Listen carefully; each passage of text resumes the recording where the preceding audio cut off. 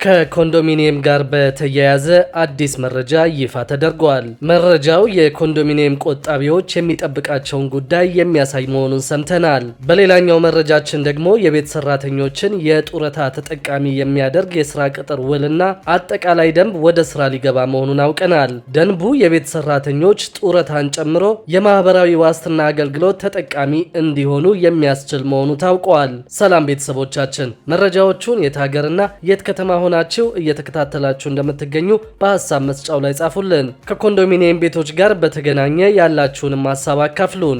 አሁን ዝርዝር መረጃዎቹን አንድ በአንድ ወደ እናንተ እናደርሳለን። እስከ መጨረሻው አብራችሁን ቆዩ።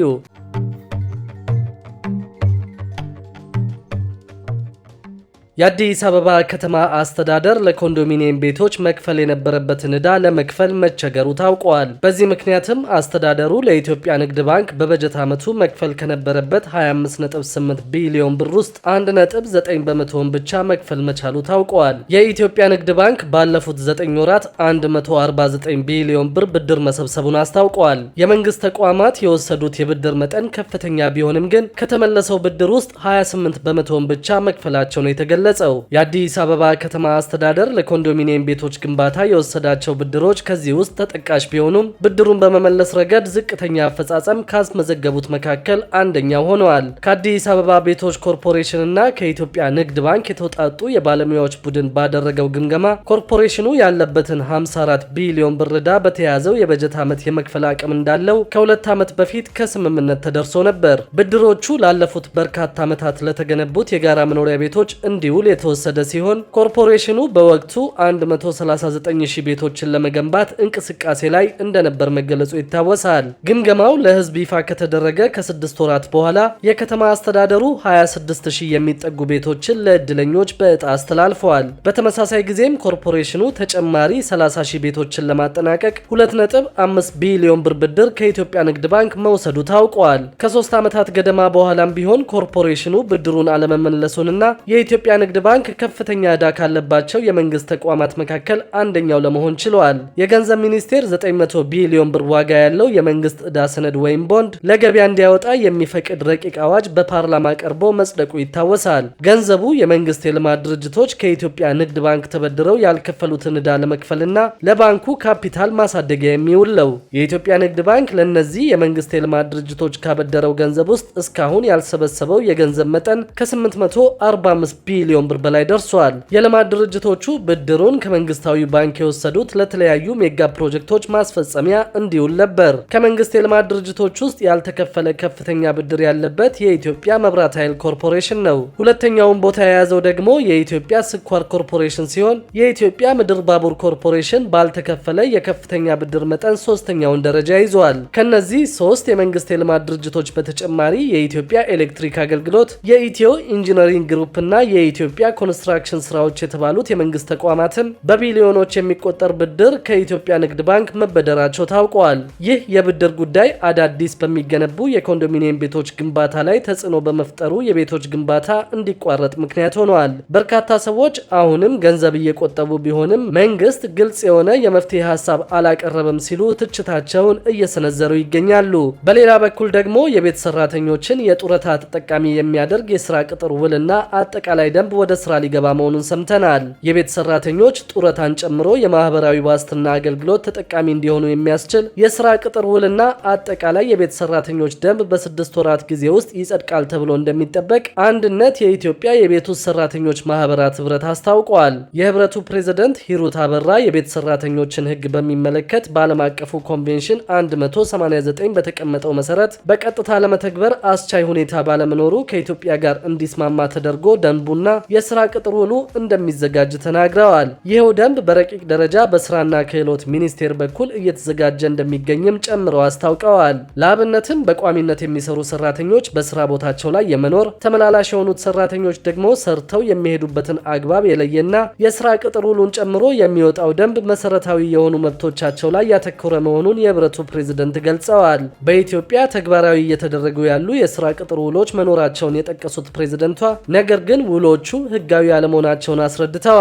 ከዚህም በመነሳት ለቀጣሪዎችም ሆነ ለቤት ሰራተኞች የሚጠቅም ወጥ የሆነ የስራ ቅጥር ውል እንዲኖር ለማስቻል ደንቡ ወሳኝ መሆኑን ጠቅሰዋል። ከዚሁ ጋር ተያይዞም ውሉ መውጣቱ ብቻ ሳይሆን ተፈጻሚነቱ እስከምን ድረስ ነው የሚለውን ጉዳይ ሁሉም የማህበረሰቡ ክፍል በደንብ ማየት ስላለበት የግንዛቤ ፈጠራ ስራ እየተሰራ እንደሚገኝ ተናግረዋል። በኢትዮጵያ የቤት ሰራተኞች ላይ የሚስተዋሉ ችግሮች ዘርፈ ብዙ እንደሆኑ የገለጹት ፕሬዝደንቷ የስራ ቅጥር ውሉን ጨምሮ አጠቃላይ የቤት ሰራተኞች የህግ ማዕቀፍ ጸድቆ ተግባራዊ በሚሆንበት ጊዜ ከዚህ ቀደም የሚታዩ የሰብአዊ መብት ጥሰቶችን ሁሉ ሊቀርፍ እንደሚችል አንስተዋል። አክለውም ውሉ ለቤት ሰራተኝነት ስራ እውቅና የሚሰጥ በመሆኑ የህክምና አገልግሎት ሰርተው ሲደክማቸው በጡረታ የሚካተቱበትን አግባብ ጨምሮ ማህበራዊ ዋስትናቸውን ሊያረጋግጡ የሚችሉበትን መንገድ ይፈጥራል ብለዋል። በመሆኑም በቀጣዮቹ 6 ወራት ጊዜ ውስጥ የስራ ቅጥር ውሉና አጠቃላይ የቤት ሰራተኞች ደንብ ይጸድቃል ተብሎ እንደሚጠበቅ ገልጸዋል። በሌላ በኩል ደግሞ የምግብ አስመጪና አከፋፋይ ተቋማት ኃላፊዎች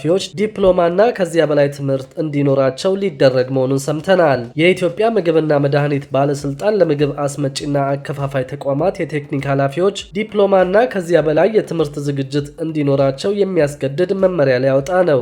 ከ2013 ዓ.ም ጀምሮ በስራ ላይ የሚገኘውን የምግብ ላኪ አስመጪና አከፋፋይ ቁጥጥር መመሪያን ለማሻሻል እየተዘጋጀ ያለው መመሪያ የምግብ አስመጪ ላኪ ወይም አከፋፋይ ድርጅትን በቴክኒክ ኃላፊነት የሚመራ ሰው በአዲሱ የትምህርት ፖሊሲ ቢያንስ 10ኛ ክፍል ወይም ደግሞ በቀድሞ የትምህርት ፖሊሲ 12ኛ ክፍል ያጠናቀቀ መሆን አለበት የሚለውን መስፈርት በመሻር ዲፕሎማና ከዚያ በላይ የትምህርት ዝግጅት እንዲኖረው የሚያስገድድ መመሪያ ሊወጣ መሆኑን የኢትዮጵያ ምግብና መድኃኒት ባለስልጣን አስታውቀዋል።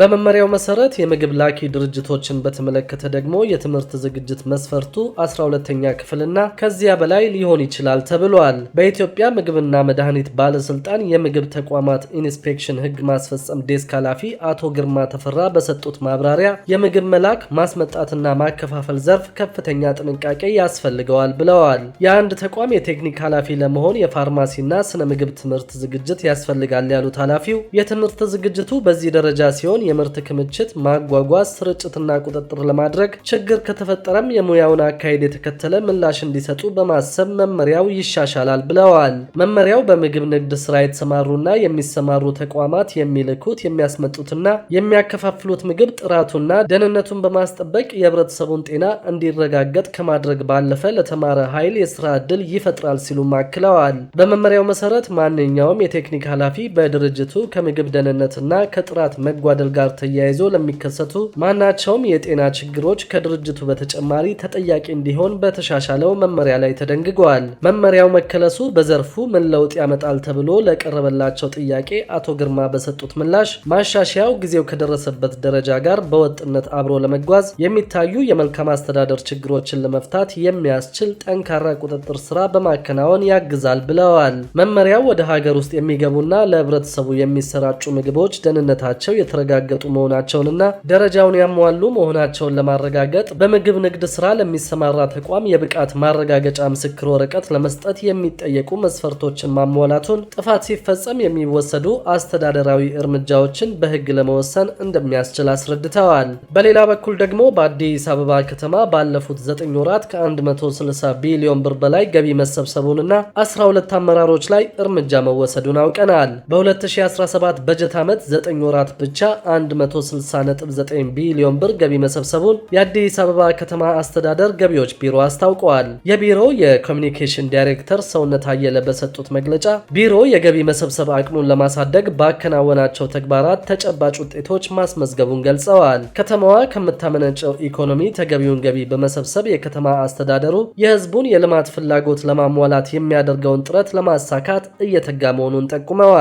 በበጀት ዓመቱ 9 ወራትም 163.6 ቢሊዮን ብር ገቢ ለመሰብሰብ ታቅዶ 160.9 ቢሊዮን ብር ገቢ መሰብሰቡን ተናግረዋል። አገልግሎት አሰጣጡን ለማቀላጠፍ ብልሹ አሰራሮችንና ሌብነትን ለመቅረፍ የሚያግዙ ቴክኖሎጂዎችን ወደ ስራ በማስገባት የገቢ አሰባሰቡን እያሻሻለ መምጣቱንም ነው ያነሱት። የገቢ አሰባሰብ ሂደት ላይ የስነ ምግባር ጉድለትና ብልሹ አሰራር የፈጸሙ 12 አመራሮችና 121 ፈጻሚዎች ላይ እርምጃ መወሰዱንም ገልጸዋል። ክቡራትና ክቡራን የአዲስ ቢዝነስ የዩቲዩብ ቻናል ተከታታዮቻችን ይህንን ቻናል ሰብስክራይብ ሳታደርጉ የምትከታተሉ ከሆነ ቢዝነስና ሌሎች ተያያዥ ጉዳዮችን በተመለከተ አዳዲስ መረጃዎችን ለማግኘት የዩቲዩብ የዩቲዩብ ቻናሉን ሰብስክራይብ በማድረግ ቤተሰብ እንድትሆኑን በትህትና እንጠይቃለን።